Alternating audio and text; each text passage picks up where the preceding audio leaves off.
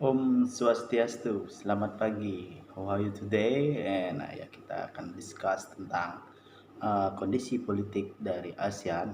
Untuk hari ini kita akan membahas khusus tentang kondisi politik ASEAN. Bagaimana kondisi politik ASEAN?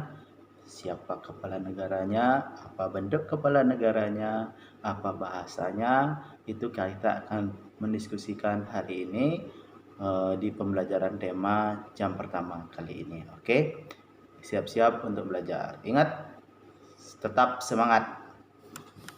Baik, ini sekilas fakta atau kondisi politik dari negara ASEAN yang pertama yang Ayah akan jelaskan.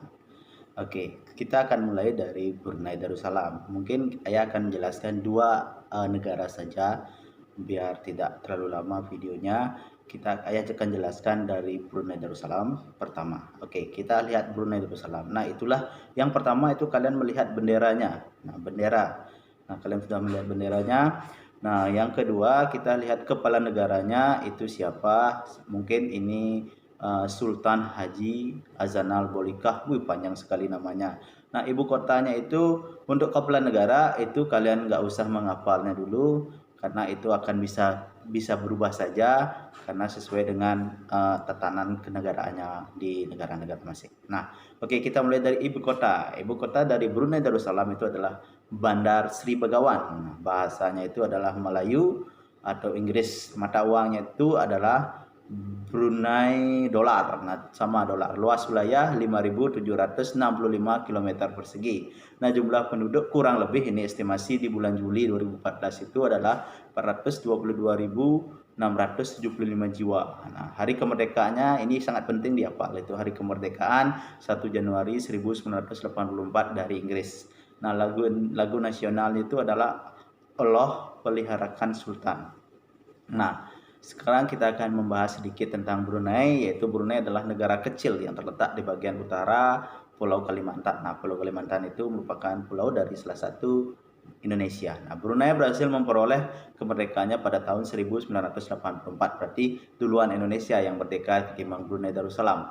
Nah, setelah hampir satu abad berada di bawah kekuasaan Inggris, saat ini Brunei merupakan negara yang berpendapatannya per kapitanya tertinggi di kawasan Asia Tenggara. Nah, sistem pemerintahan Brunei berbentuk Kesultanan Islam, nah yang dipimpin oleh seorang sultan. Itulah tentang Brunei Darussalam. Nah, mungkin kita akan membahas di video selanjutnya itu tentang negara kita. Oke, hari ini selanjutnya kita akan membahas tentang Indonesia. Nah, kepala negaranya masih Presiden Joko Widodo.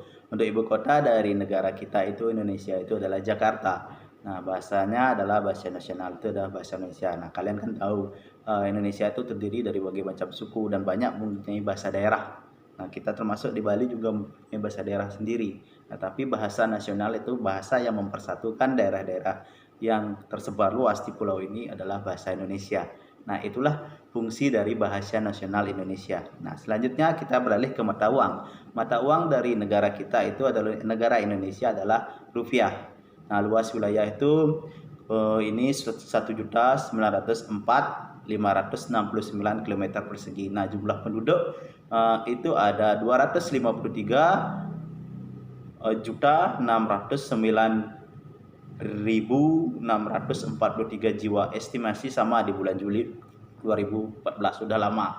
Nah, hari kemerdekaan, nah sekarang termasuk bulan kemerdekaan kita. Hari kemerdekaan itu adalah 17 Agustus tahun 1945, lagu nasional itu Indonesia Raya. Nah, sekarang Indonesia merupakan negara dengan luas wilayah terbesar di Asia.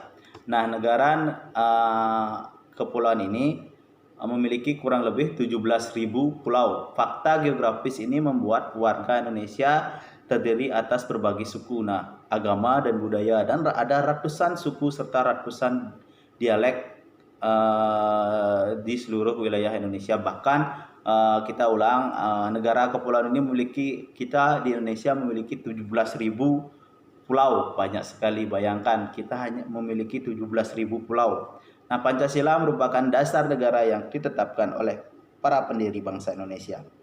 Nah, nilai-nilai yang terkandung dalam Pancasila terdiri dari tradisi serta nilai-nilai bangsa. Nilai-nilai ini dianggap mampu menjadi landasan perilaku bangsa yang beragam, latar belakang etnis yang berbeda dari setiap suku dan budayanya. Itulah pentingnya Pancasila di negara kita sebagai pemersatu. Nah, untuk selanjutnya tugas kalian sama seperti yang ayah paparkan tadi, menjelaskan salah satu fakta politik yang ada di salah satu negara ASEAN. Nah, di suatu organisasi ASEAN ini. Itu kalian bisa menerangkan, ada bisa Malaysia, bisa Thailand, bisa Filipina, terangkan secara lisan dengan penyampaian yang baik, dengan editor yang baik, dengan seninya kalian menyampaikan itu, astungkara kalian mendapat nilai yang maksimal. Berarti kalian tugasnya itu adalah membuat video mempresentasikan salah satu keadaan politik negara ASEAN. Terus ada mungkin pertanyaan, ayah di mana saya mendapat bacaan itu? Itu sudah ada di buku tema. Nah, itu di buku tema kalian bisa lihat di halaman 116. Itu kalian bisa lihat di halaman 116 sampai 125.